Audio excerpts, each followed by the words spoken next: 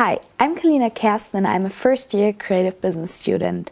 Today I'm going to review the video of Jane Pham. First I will talk a little bit about the format, then I want to talk about the technical qualities of the video, and then at the end I want to review the cost sheet. But first, let's take a look at her video.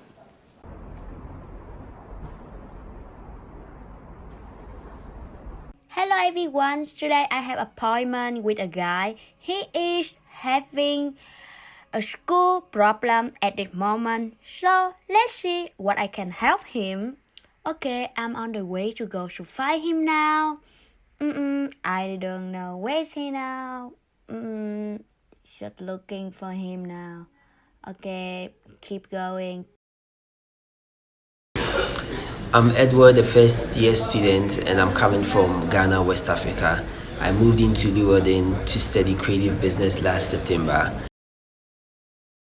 I had an issue using the library because I couldn't find any guide or any video that aids you to use the library effectively.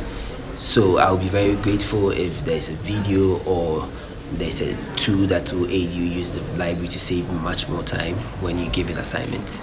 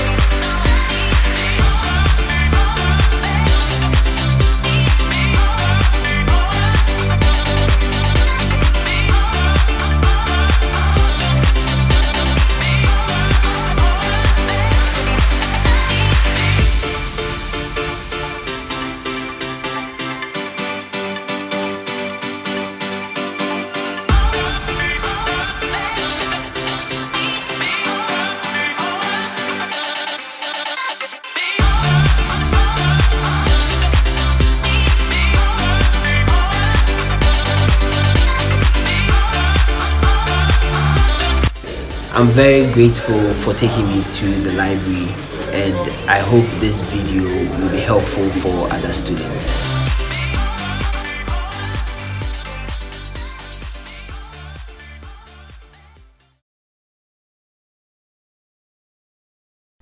The format is supposed to be an interview.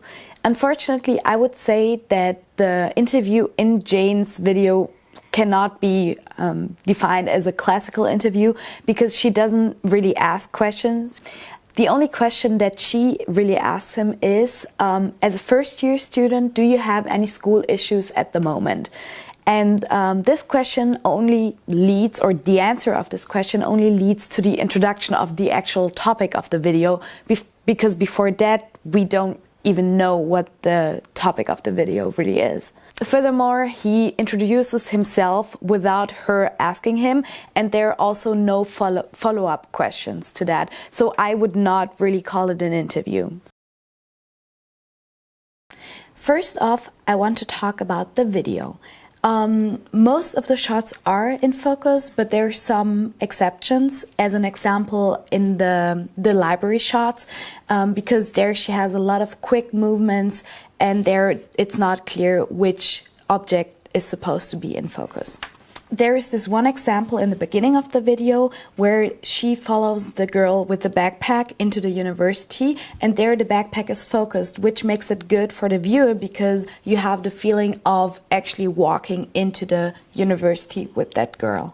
On top of that, unfortunately, Jane didn't use a stabilizer or a tripod because I think she filmed with her phone, so a lot of her shots are kind of shaky.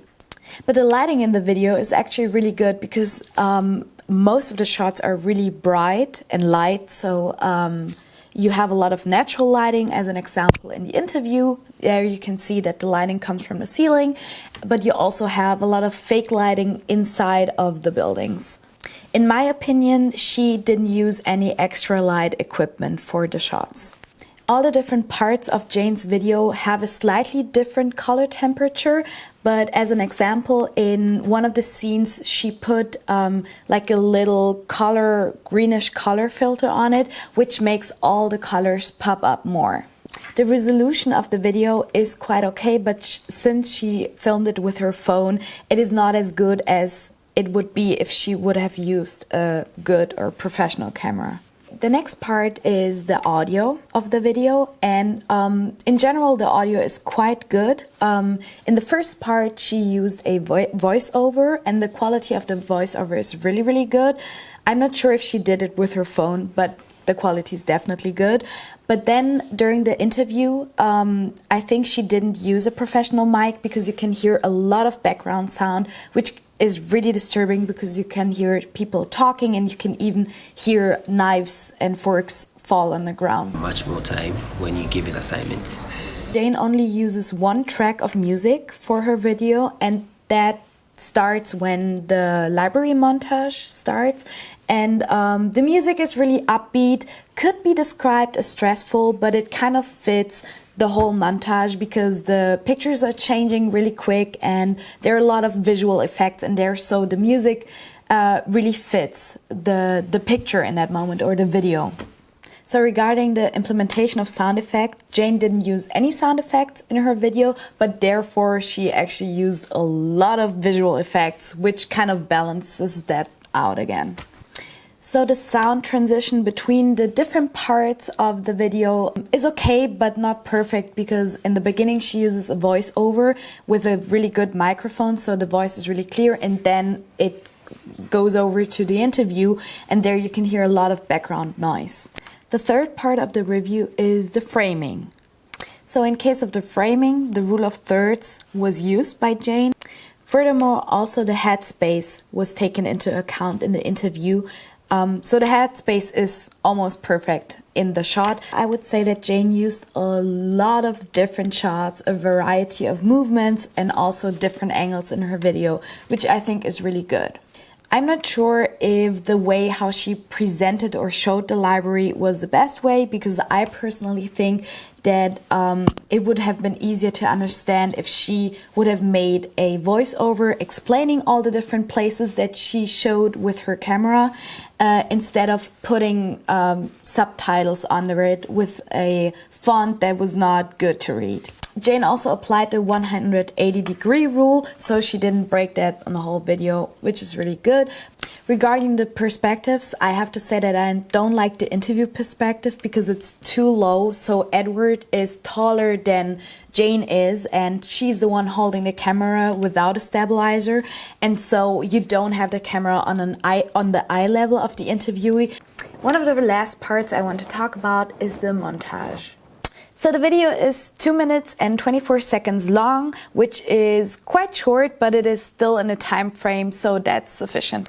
One thing that caught my eye when I saw the video is that she uses a lot of different transitions between the shots, which can be a little bit confusing. So looking at the audio and video montage, I have to say that unfortunately the video and the audio of the interview are not synchronous. I'm Edward, a first-year student, and I'm coming from Ghana, West Africa. So one thing I want to address is that Jane uses 4 different fonts in the time frame of 40 seconds, which I personally think is way too much. Next, I want to take a look at Jane's individual cost sheet. So I have to say that I really like the design of the cost sheet and the colors that were used. It is clearly structured, so you can see the variable costs in the upper part and the fixed costs in the bottom part of the sheet. Overall, it seems like she understood the system of the cost sheet, but 3 things catched my eye, and those are the things that I marked in red. What seems strange to me is that she pays 2 production staff members, but I'm not sure who those 2 people are supposed to be.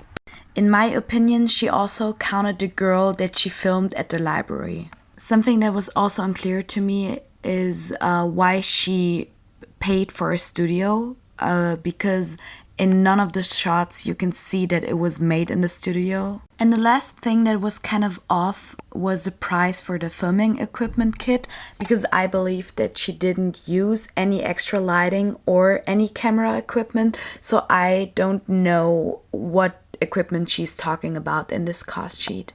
Otherwise, I think she has a good understanding of the cost sheet.